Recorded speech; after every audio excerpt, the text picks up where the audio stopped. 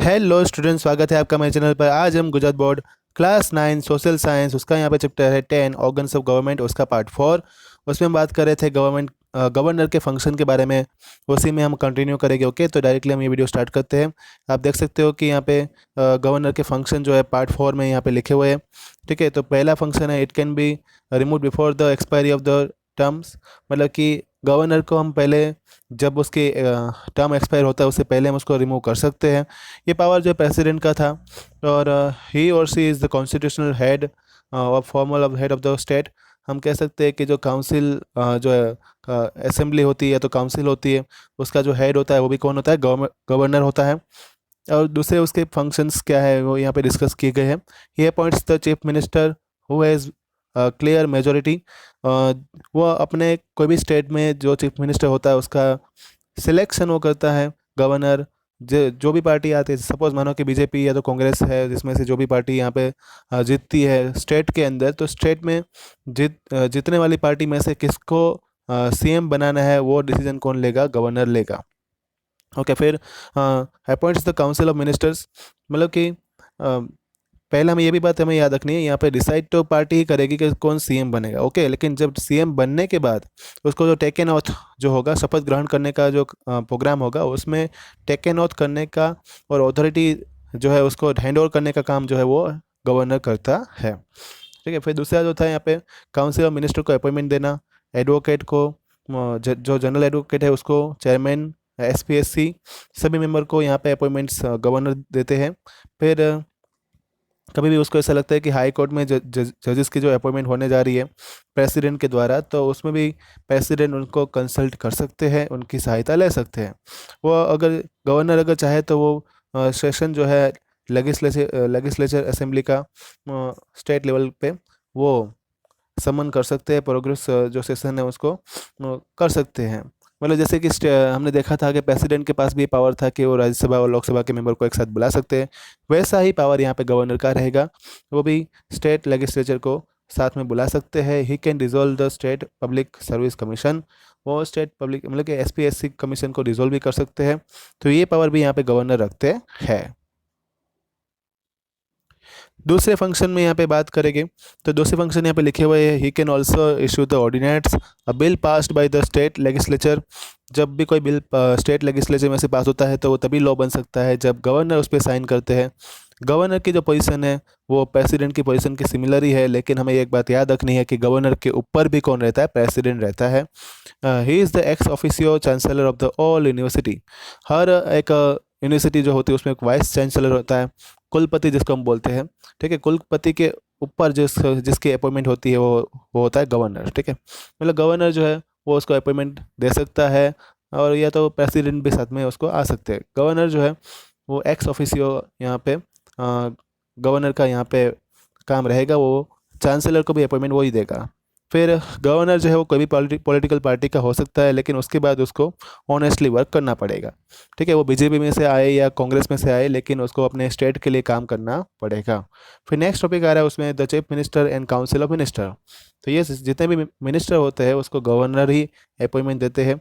Governor को कौन appointment करता है? तो वो सीएम, सॉरी, गवर्नर जो है वो सीएम को भी अपॉइंटमेंट देते हैं। ठीक है, जो हमें आगे भी देखा था कि जो कोई भी पार्टी होती है उसमें मेजोरिटी क्लियर मतलब वो बनती है, जिसकी जीत होती है उसको उसका सीएम जो है वो डिसाइड पार्टी कर लेती है। उसके बाद उसका अपॉइंटमेंट जो है गवर्नर देते हैं। गवर्नर जो है दूसरे मिनिस्टर को भी अपॉइंटमेंट देते हैं।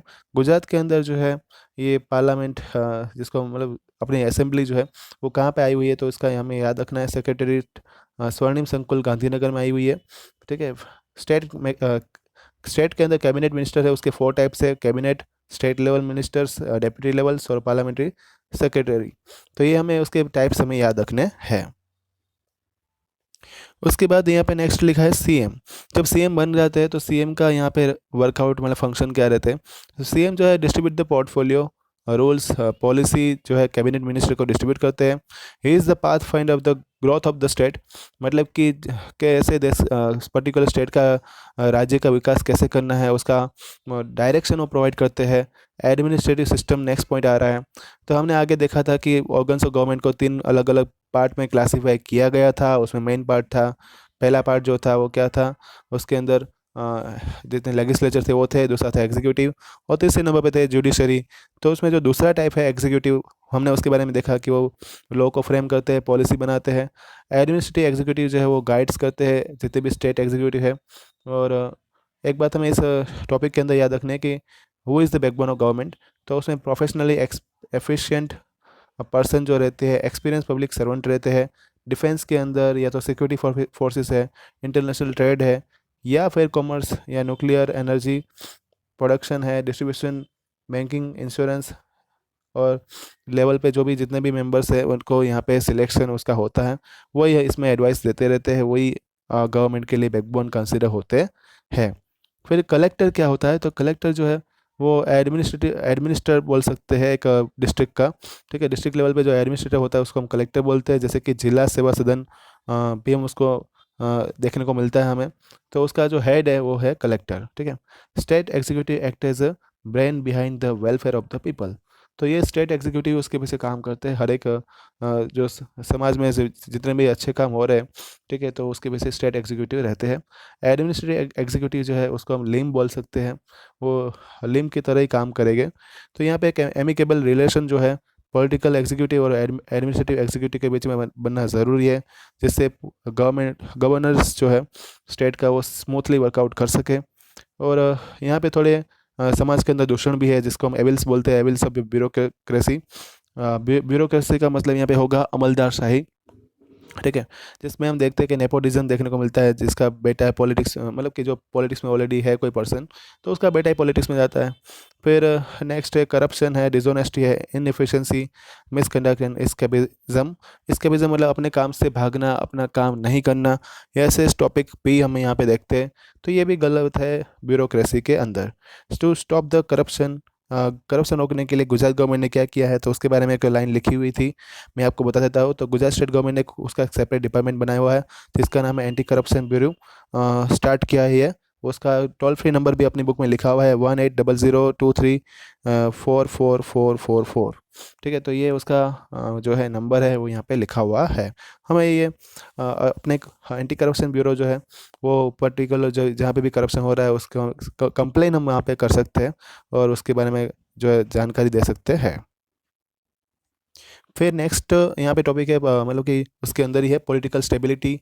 हमेशा ज़रूरत रहती है कोई भी स्टेट को, कोई भी गवर्नमेंट आती है तो हमेशा चाहती है कि उसके स्टेट के अंदर जो है वो एक सिस्टम जो है वो स्मूथली वर्कआउट होना चाहिए।